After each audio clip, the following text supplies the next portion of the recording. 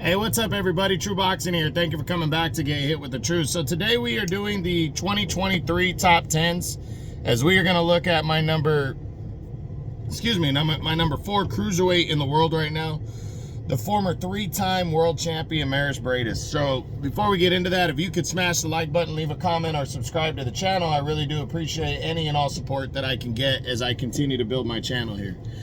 So, Breidis entered the year at number 2. He drops 2 spots. 39 years old now. And he ended up not fighting at all in 2023. He was in line to fight Jai Opetaia in a rematch for the IBF title towards the end of the year, but an injury kept him out of action. So he did not fight. And then Opetaia was stripped of the title. The fight was reordered. Well, the fight was, they had worked it out amongst themselves, the fight in Riyadh, Saudi Arabia, in February or March. That was the deal. And then the IBF would strip Jai Opetaia due to him wanting to defend on the Day of Reckoning card against undefeated Elizoro, who wasn't ranked. So, when they did that, they ordered Breidis to fight the next available challenger, which was Gilberto Ramirez. And that fight looked like it was going to happen. And then Ramirez, just a few days ago, news came out that he was in line to fight WBA champion Arslan Goulamirian instead.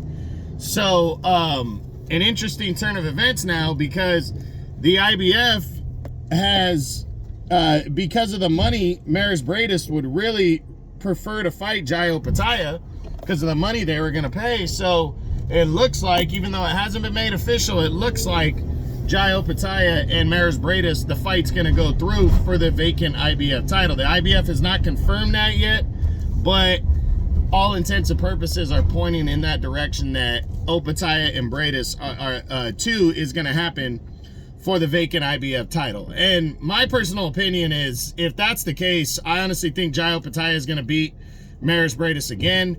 Breidis is a tough old dog. He really is. I mean, this guy was number 1 in the division, you know, and he earned that right, and he like totally worked his way to that point. And I still got to say, you know, like, he had defeated Marco Huck to become the WBC champion years ago.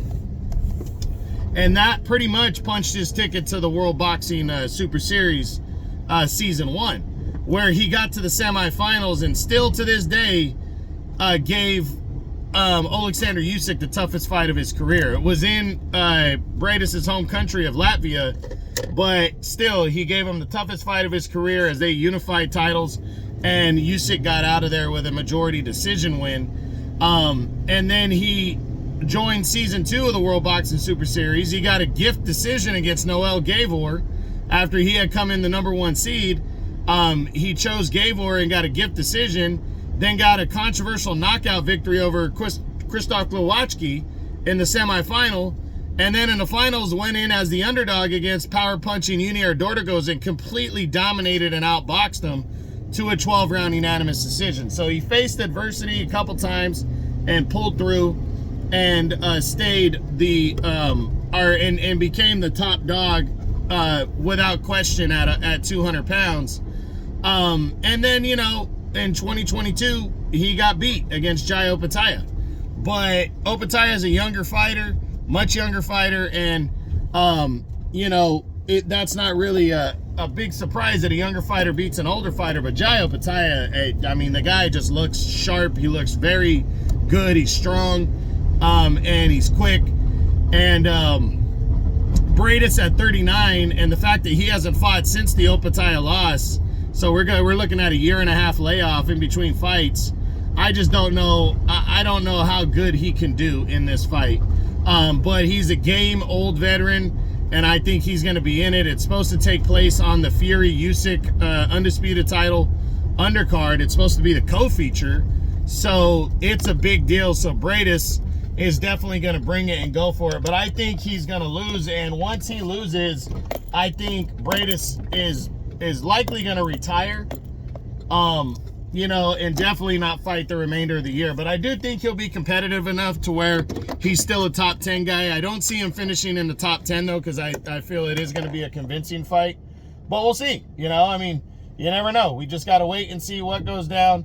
But I'm hoping for a good fight, and I really do hope the IBF is smart enough to make it for the IBF title. So we'll see what happens, but that's it. That's what I got. That's my 2023 top 10 on my number 4 cruiserweight in the world right now, the former 3-time world champion Mairis Breidis. Hope you enjoyed the video. If you did, smash the like button, leave a comment, or subscribe to the channel.